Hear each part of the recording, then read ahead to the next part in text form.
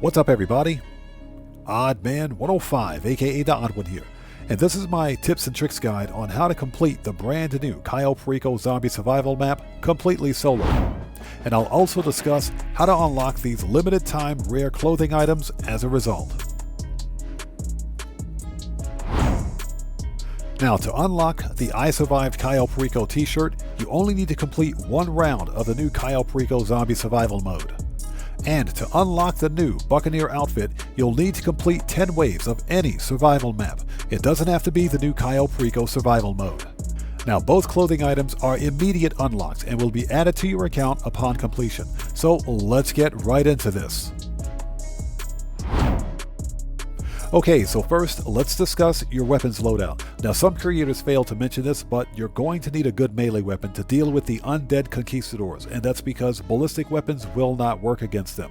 So, in my case, I'm using the baseball bat. You guys will see that here in the video. Also, the assault shotgun, that is, the automatic shotgun, will be your best friend during this zombie survival. It has some of the highest DPS of any handheld ballistic weapon in the game. Ensure that you have a full complement of grenades, sticky bombs, and proximity mines because you're going to need them. And always remember, full armor, full ammo, and full snacks. And make a note of the location of any health restoratives that are on the map at the beginning of each wave. Use the health restoratives that are on the map before using any of your armor and snacks. You want to preserve your body armor and snacks for the later waves because once they're gone, then they're gone. Now, the first two waves of this zombie survival are relatively straightforward, so simply take out the zombies as they appear, and your biggest concerns are going to be the stupid undead conquistadors, which you must melee to kill, like so, and the stupid panthers. Now, the best way to deal with the panthers is to find the panther trainer. As soon as you find this dude, murk him out immediately. Killing the panther trainer will kill the panthers.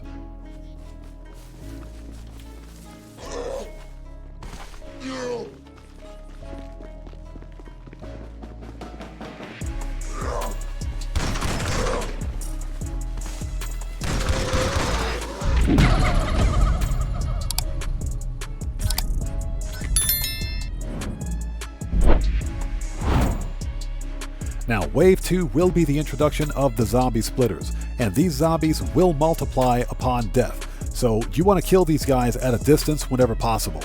Another very good strategy in dealing with hordes of zombies chasing you is to kite the zombies around. They're going to chase you no matter what, so you want to ensure that the zombies are always behind you and not surrounding you.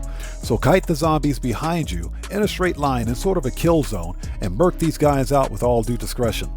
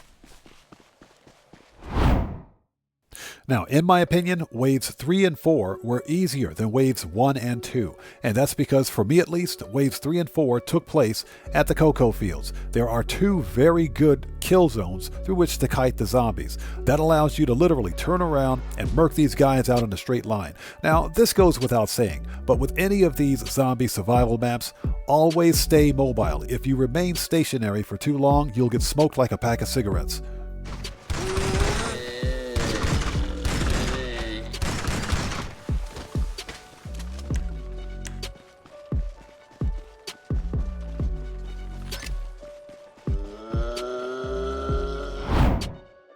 Also, Wave 3 is the introduction of the exploding zombies, so you definitely need to take these guys out at a distance.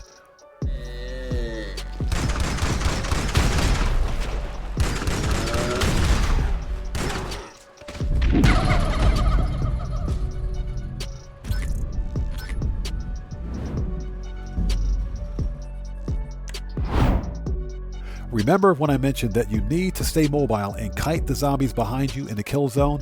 Well, in Phase 4 you'll find out why. Because not only do you have to deal with the stupid splitting zombies, but the ridiculous panthers make a return. Getting surrounded by the splitters and the panthers at the same time means lights out. So as soon as you see the panthers, find the panther trainer and kill him immediately.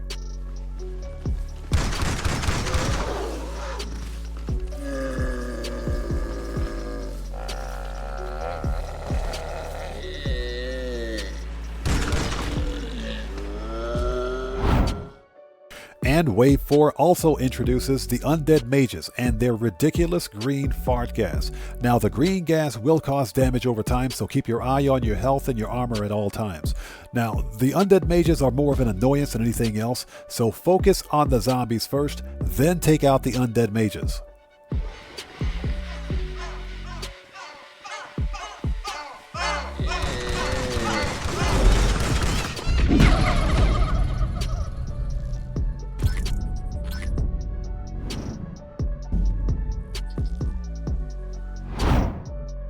Now here at the beach in waves 5 through 7, there's one very good place from which you can camp, and that's right here on top of this rock.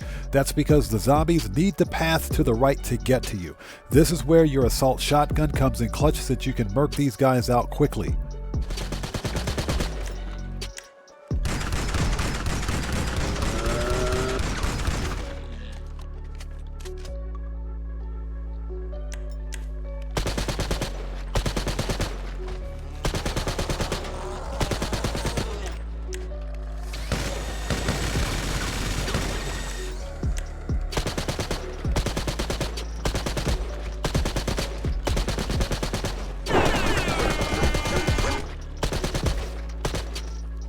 Waves 5 through 7 are where things get real, and that's because of the introduction of the undead DJs. And those guys absolutely freaking suck. The undead DJs give a speed buff to the zombies while giving the player a speed nerf. So this is where it's important for you to remain mobile. As soon as you see an undead DJ, take him out.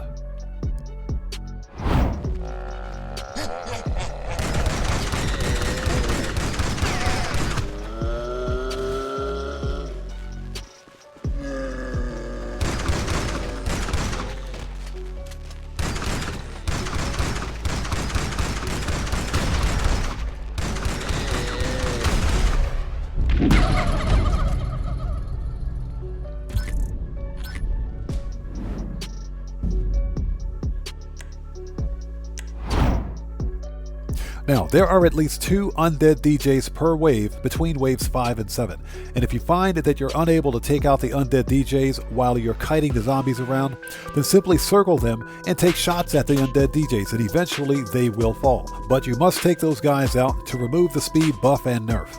Waves 6 and 7 are pretty much a rinse and repeat of Wave 5, where not only must you deal with the undead DJ, but the hordes of pursuing splitting zombies, so it's important that you remain on the run here.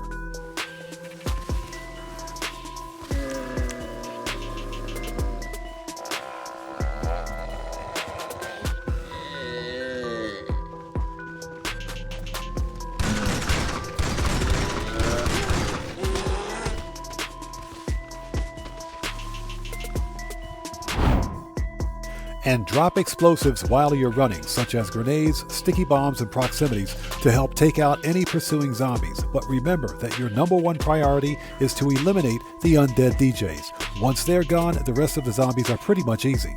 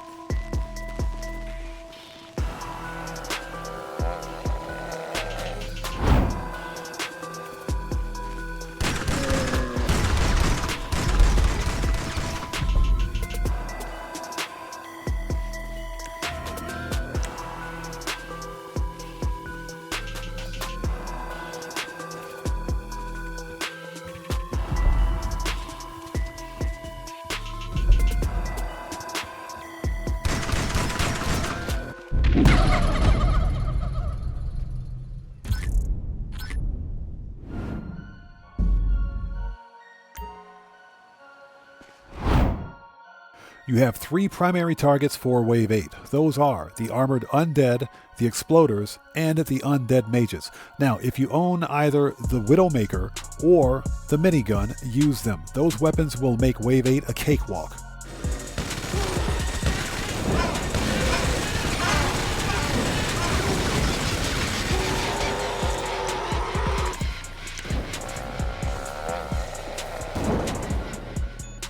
Remember that the undead mages are more of a nuisance than anything else, so take them out as soon as they appear. And stay mobile, avoid remaining stagnant for too long, and remember to kite the zombies behind you, keeping them within the kill zone. This is where both your minigun and the Widowmaker are most effective.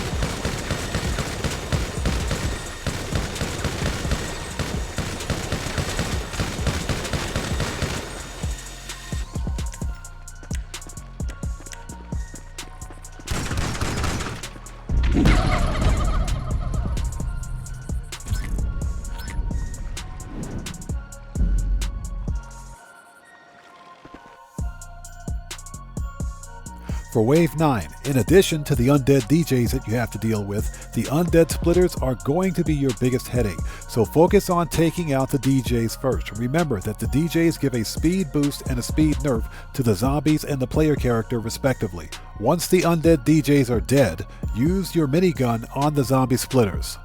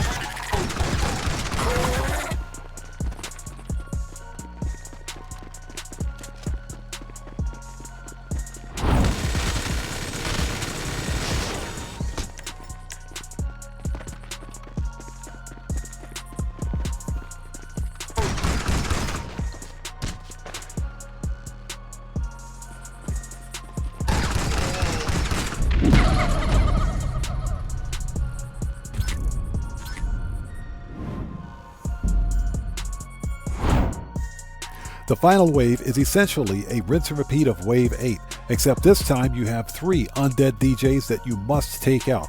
The rest are all exploders and undead armored. Now that you've made it this far, don't get murked out by making a dumb mistake. Stay out of the water, otherwise you will incur damage. Focus your attention on taking out the 3 undead DJs, and once they're dead, use your minigun to take out the remaining zombies, and always keep your eyes on your health and your armor. At this point, just begin spamming those snacks and armor because hey, you're almost done.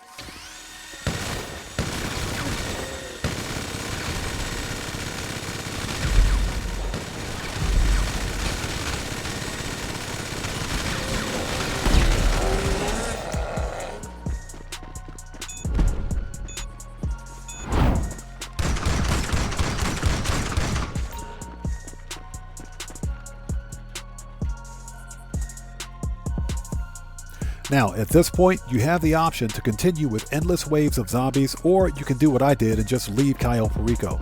So grab yourself a vehicle and make a beeline to the airfield. Now, once you arrive at the airfield, you don't have to do what I'm doing right here. Just get in a plane and go. And that's pretty much it. The Cayo Perico zombie survival completely solo is a wrap. And that's all she wrote. That's how you complete the new Cayo Perico zombie survival mode 100% solo. And this video is a wrap. I've been Oddman105, aka The Odd One. And if you guys found this video informative, then you know what to do.